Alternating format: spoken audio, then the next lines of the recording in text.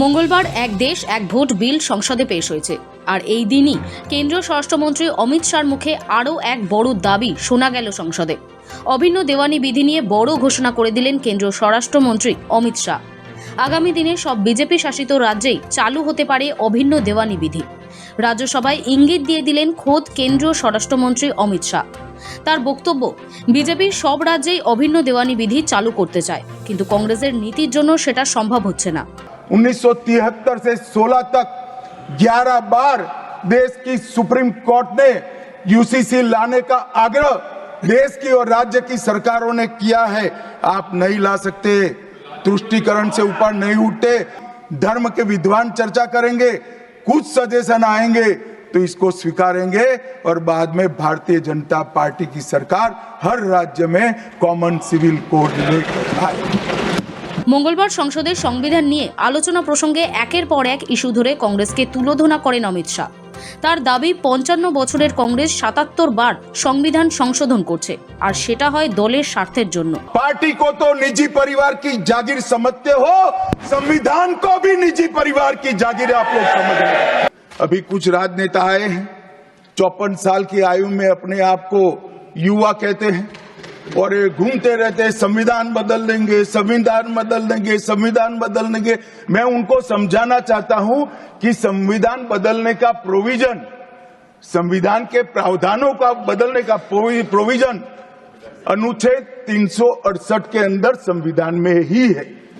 भाजपा ने 16 साल राज किया, माननीय 6 साल अटल जी ने किया, 10 साल मोदी जी ने किया और 5 साल और मोदी जी करेंगे।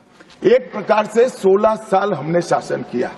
16 साल में हमने 22 बार संविधान बदला, संविधान के अंदर परिवर्तन की, और कांग्रेस ने 55 साल करा और 55 साल में 77 परिवर्तन कांग्रेस ने भी किए, कांग्रेस के शासन में भी हुए। কেন্দ্রীয় স্বরাষ্ট্রমন্ত্রীর অভিযোগ, যেদিন নেহেরু অভিন্ন দেওয়ানি বিধি চালু না করে মুসলিম পার্সোনাল ল এবং হিন্দু কোড বিল পেশ করেন, সেদিন থেকেই এদেশে তোষণের রাজনীতির সূত্রপাত।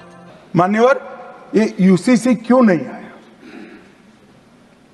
यूसीसी इसलिए नहीं आया कि संविधान सभा समाप्त होने के बाद, चुनाव होने के बाद, पहले प्रधानमंत्री जवाहरलाल नेहरू जी मुस्लिम पर्सनल लॉ लेकर आए और यूसीसी नहीं आया।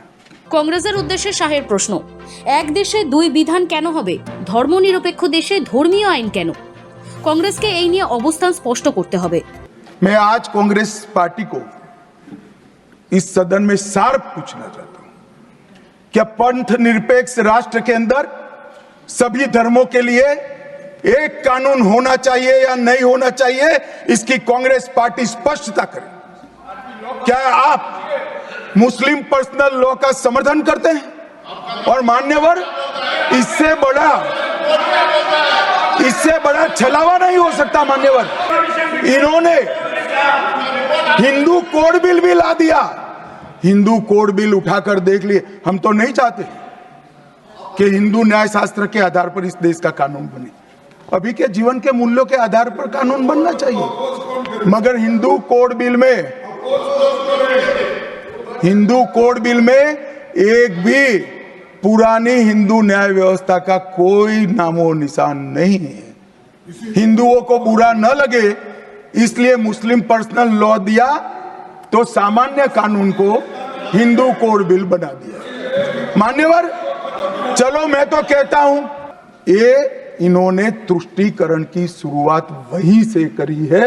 मुस्लिम पर्सनल लॉ इस देश में संविधान आने के बाद तुष्टीकरण की शुरुआत। রাজ্যসভায় দাঁড়িয়ে অমিত শাহর ঘোষণা, বিজেপি ইতিমধ্যেই উত্তরাখণ্ডে অভিন্ন দেওয়ানি বিধি চালু করেছে।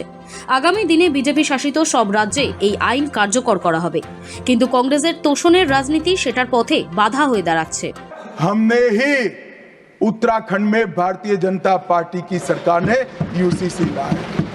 हमारा काम करने का तरीका, मैं आपके माध्यम से दिग्विजय सिंह को कह रहा हूं, वो कहते हैं कौन रोकता है? हम खुद रोकते हैं।